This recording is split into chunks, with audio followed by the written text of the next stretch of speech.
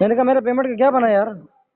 ਕਿਹੜੀ ਤੇਰੀ ਪੇਮੈਂਟ ਦੀ ਭੈਣ ਪੁੱਤਰਾ ਜਿਹੜੇ ਆਪਣੀ ਮਾਂ ਦੇ ਉਹਨੂੰ ਦੇਣ ਦਿਆ ਸੀ ਨਾ ਤਵਾਰ ਨੂੰ ਜਾ ਕੇ ਤੇਰੀ ਭੈਣ ਨੂੰ ਕਹਿੰਦੇ ਤੈਨੂੰ ਭੈਣ ਨੂੰ ਮਾਰਾਂਗਾ ਪੁੱਤਰਾ गाली ਮੈਂ दो, ਤੇਰੇ ਤੇ ਤੇਰੇ गाली दो, ਬਾਹ ਬਾਹ ਕੇ ਮੂੰਹ ਤਾਂ ਨਹੀਂ ਕੱਢਣੀ ਮੈਂ गाली दो, मेरे ਤੇਰੀ पेमेंट ਮਾਂ ਨੂੰ ਮਾਰਾਂਗਾ ਪੁੱਤਰਾ गाली नहीं दो, मेरे पेमेंट मांग रहा हूँ आपसे, ठीक है ना। ਉਹ ਭੈਣ ਦਾ ਪੁੱਤ ਤੇਰਾ ਭਾਈ मेरी बात ਉਹ सुनो ਚੱਲ काशिफ भाई, जिस तरह आप ਪੁੱਤਰਾ ਆਪਣੇ ਉਧਰ ਹੀ ਜਾ ਕੇ ਦੁਬਾਰਾ ਵੀਡੀਓ ਗਾ ਉਹ ਤੇਰੀ ਆਲਿਆ ਪੁੱਤਰਾ ਉਹ ਤੇਰੀ ਮਾਂ ਦੀ मेरे बात 19,40,000 रुपए काशिफ ज़मीर जो कि एक टिपिकल फ्रॉडिया है, उसने सचमुच इसके पैसे भी हथिया लिए हैं। अब इदारों से गुजारिश है, वज़ीर आला पंजाब मरियम नवाज साहबा से गुजारिश है कि इस शख्स को अब की बार जो है इसके मंतकी अंजाम तक पहुँचाएँ, ताकि अगली बार जो भोले भाले मासूम लोग हैं, जो इसकी जैली चैने और जो इसकी गले लगकर संजय दत्त को बाबा ये सारी बातों से जो है लोग जो है वो इसके झांसे में आ जाते हैं और लोग जो है इसको पैसे दे बैठते हैं। मैं खुद उठा रहा है और अभी तो मैंने इसको दस दिया। मैं आपको वॉइस नोट क्या भेजो, मुझे पता कहता काशिफ भाई आपको पता हमारा ये 19 में क्लियर करना है तो करवा दे। मैं कहा यार कुछ देर सब्र कर, मतलब इंशाल्लाह करवा दूंगा। तुम्हारा पीछे 798 चुराया गया। अस्सलाम वालेकुम जी, मेरा नाम अली रज़ा शराजी है। आप लोग अपना चैनल ARS पाकिस्तान देख रहे हैं। नाजरीन, काशिफ ज़मीर, कभी आप देखते हैं कि भारतीय सुपरस्टार संजय दत्त को गोल्ड का मोबाइल देते हुए, कभी वो उन्हें बहुत ज़्यादा जो है ज्वेलरी देते हुए देखते हैं, कभी आप देखते हैं कि काशिफ ज़मीर जो है वो हज़ारों डॉलर जो है वो मुख्तलिफ शादियों पर, कभी बहुत बहुत महंगी घड़ियाँ, महंगे गिफ्ट लोगों को देते हुए, कभी आप देखते हैं कि वो अर्तुगरुल गाजी को पाकिस्तान लेके आया और कभी उसने ये कहा कि मैं अगली दफ़ा जो है वो सलमान खान को लेके आ रहा हूँ। कंट्रोवर्सी का वो बादशाह कहलाता है। और ये मेरे साथ बैठे हुए हैं दोस्त मोहम्मद खान साहब, जो उन पर इल्ज़ाम लगा रहे हैं कि इनसे 19,40,000 रुपये उसने इटली जाने के एवज लिए हैं। ये सारे मामला के पीछे के मुरकात और हकायक हैं क्या काशिफ ज़मीर वाकई फ्रॉडिया या फिर ये उस पर इल्जाम लगा रहे हैं? मेरे साथ रहिएगा। अस्सलाम वालेकुम जी। वालेकुम सलाम। कैसी भाई तबीयत है? अल्हम्दुलिल्लाह मैं बिल्कुल ठीक।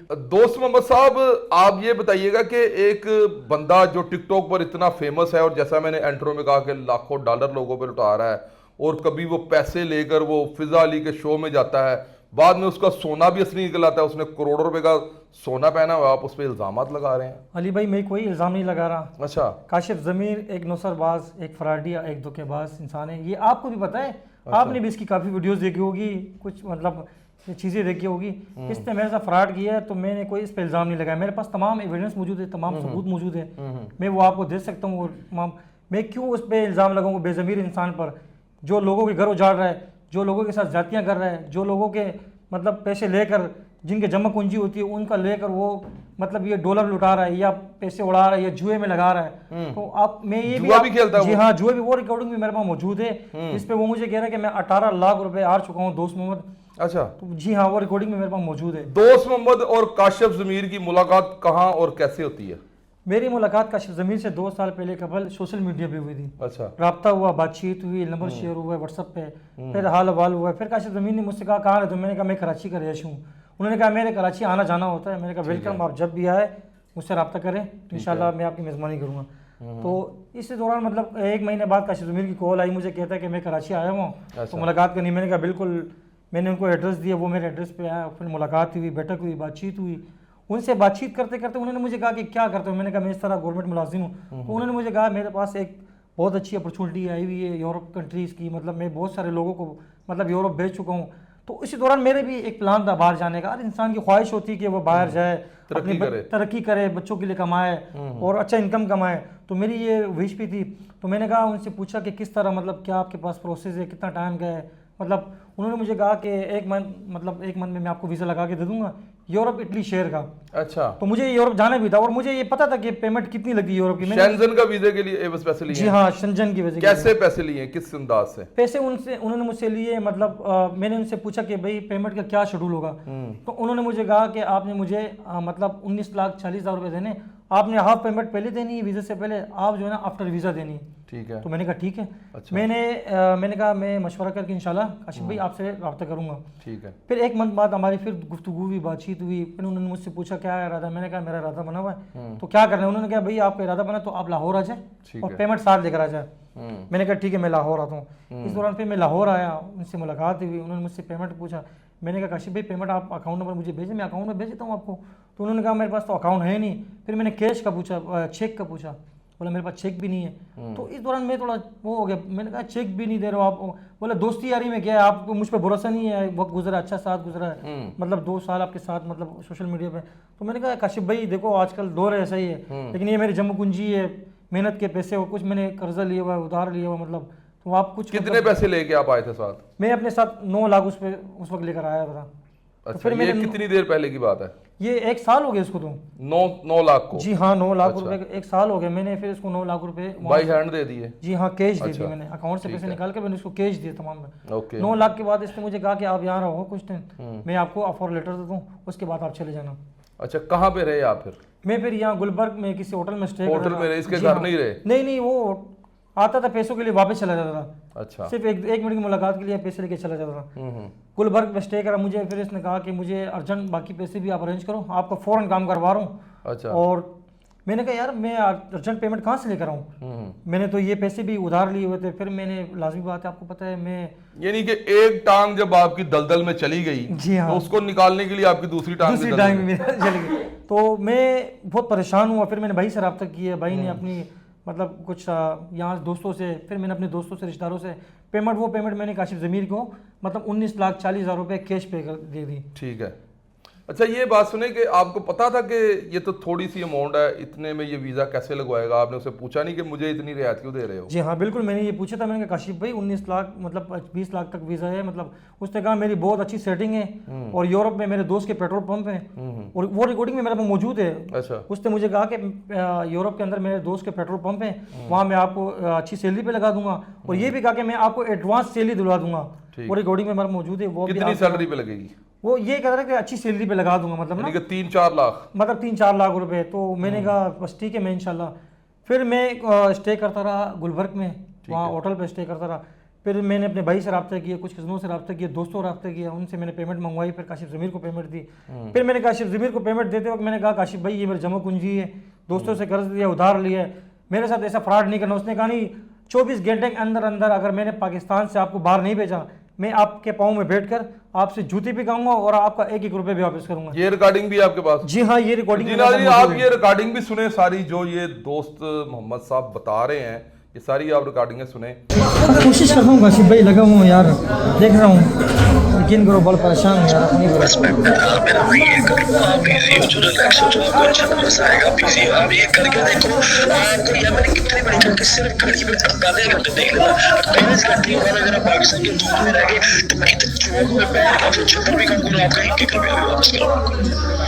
नहीं काशिफ भाई, अल्लाह आपको ऐसे दिन नहीं लग रहा है, इंशाल्लाह आपकी इज्जत सर पे रखेंगे। नहीं मेरी जान है, देखो जो बात है वो आपका मतलब बात है, मैं ऐਵੇਂ नहीं मतलब बस ये बात कह रहा हूँ, मुझे पक्का है।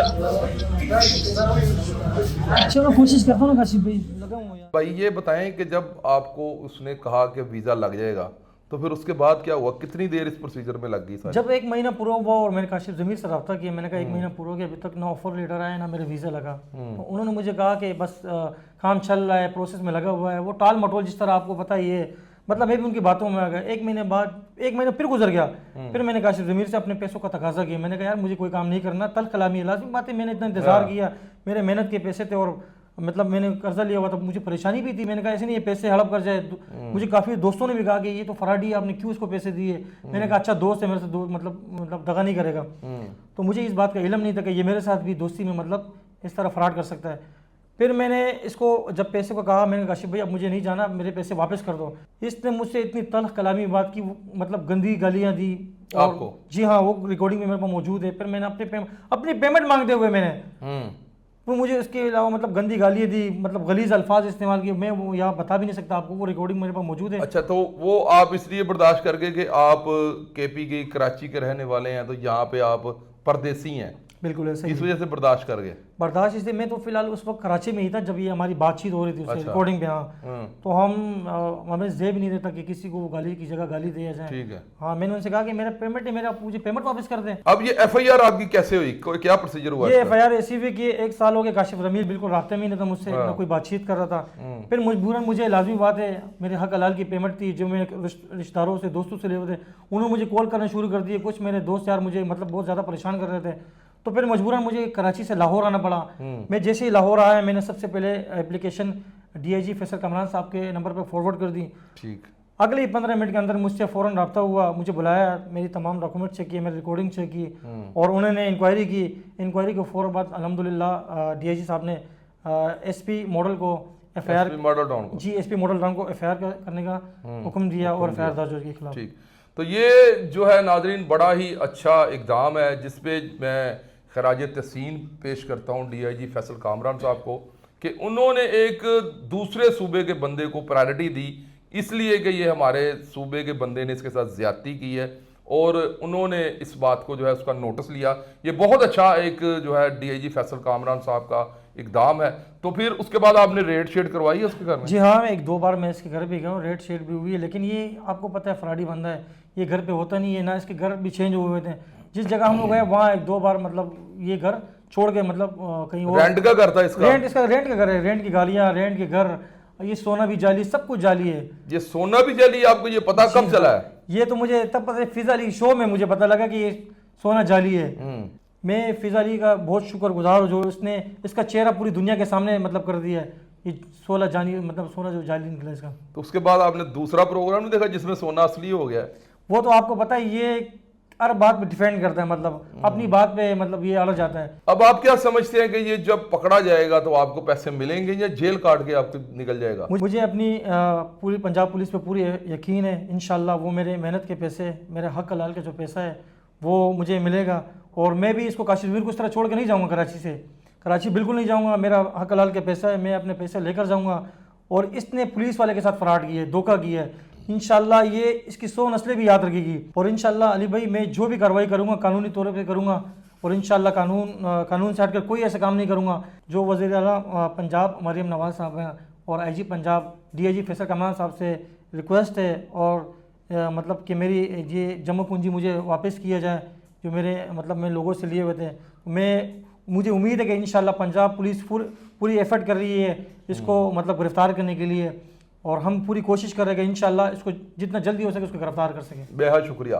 तो जी नाज़रीन, जैसा कि आपने सुना कि दोस्त मोहम्मद खान के पैसे 19,40,000 रुपये काशिफ ज़मीर जो कि एक टिपिकल फ्राडिया है उसने सचमुच इसके पैसे भी हथिया लिए हैं। अब इदारों से गुजारिश है, वज़ीर आला पंजाब मरियम नवाज साहबा से गुजारिश है कि इस शख्स को अब की बार जो है इसके मंतकी अंजाम तक पहुंचाएं ताकि अगली बार जो भोले भाले मासूम लोग हैं जो इसकी जैली चैनें और जो इसकी गले लगकर संजय दत्त को बाबा ये सारी बातों से जो है लोग जो है वो इसके झांसे में आ जाते हैं और लोग जो है इसको पैसे दे बैठते हैं। ये पहला वाकया नहीं है नाज़रीन, इससे पहले भी इस पर मुदत्तिद एफआईआर हैं और कई मरतबा इसके ऊपर जो है इस तरह की एफआईआर हुई हैं और ये निकल कर बाद में जो है पुलिस वालों को भी धमकियां देता है और बाद में कहता है कि वो जो मुझसे वीडियो बनी थी वो उन्होंने मुझसे रिक्वेस्ट करके बनवाई थी कि माफी मांग लो, जो यूथ है वो सवर जाएगी। तो इस तरह की जो बातें हैं ये बाद में निकल कर करता है। तो अब की बार जो है मैं तमाम इदारों से ये गुजारिश कराऊंगा कि इसको इस तरह का ठीक करें कि ताकि आइंदा से ना ये चैने पहने और ना ये झूठी मूठी की गाड़ियां लेके घूमें और जितने भी मासूम भोले वाले लोग हैं वो इससे जो है बच जाएं। यही सबसे बेहतर बात है। तो इसी के साथ अपने मेजबान शराजी को दीजिए इजाजत। देखते रहिए अपना चैनल ARS पाकिस्तान। पाकिस्तान जिंदाबाद, पाक फौज जिंदाबाद।